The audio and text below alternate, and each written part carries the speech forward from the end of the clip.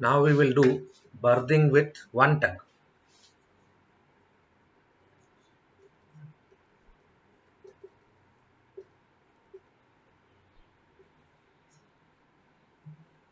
Now this is the berth. Finally, you have to come alongside here.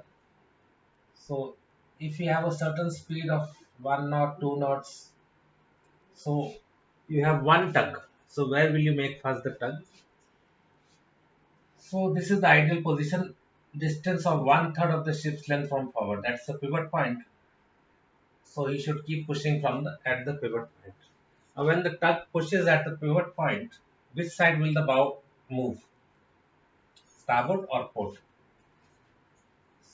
So actually bow will not move because turning moment is equal to force into distance.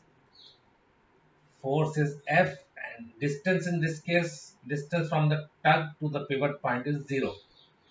So no turning moment. She will maintain this course, but she will be bodily pushed down. So after some time she will come here and then alongside here. The second case is second type of berthing you can do is finally she has to come here. So bring the vessel here parallel to the berth, stop engine. Stop the ship here. Then when the ship is stopped, pivot point is at the center of the ship. So the tug can start pushing at the center of the ship and then bodily the ship will come here and then here. Here again turning moment will be force into distance, force into 0 because she is pushing at the pivot point. So there will be no turning moment. Bodily she will be pushed alongside. Now another topic we can do is when to use the combination ladder for pilot boarding. So in many places you will find when your freeboard is more than 9 meters, you have to use combination. Actually this is slightly incorrect because the actual answer is you should use combination when the pilot has to climb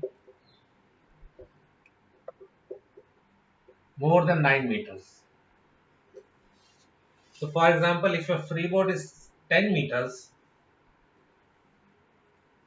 your freeboard is 10 meters, but the pilot is coming by a tug which is, and so he instructs the vessel to rig the pilot ladder 5 meters from the water.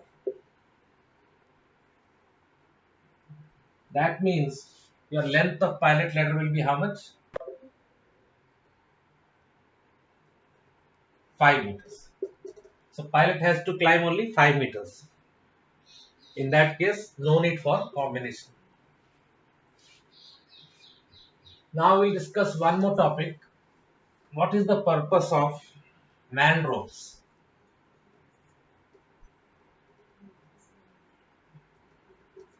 Man ropes of pilot ladder.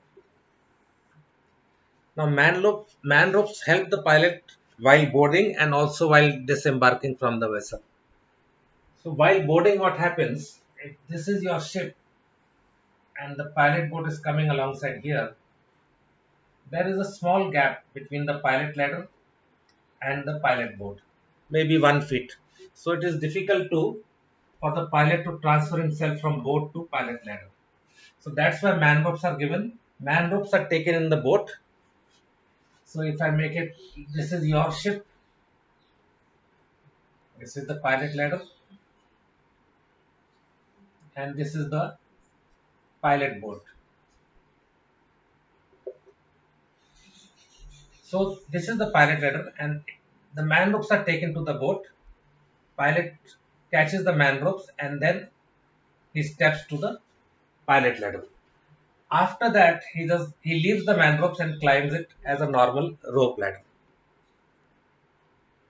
And while disembarking from the ship, when the pilot disembarks from the ship, he holds the man ropes and puts his feet on the pilot ladder and then he slides down. He does not grip the pilot ladder ropes of the pilot ladder. The reason is because if he does not use the man rope while coming down, then what will happen?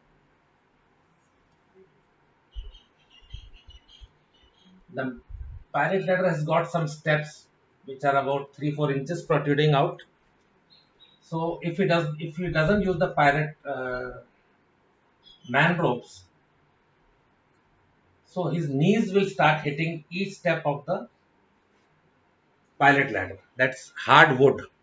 So knees can become slightly injured.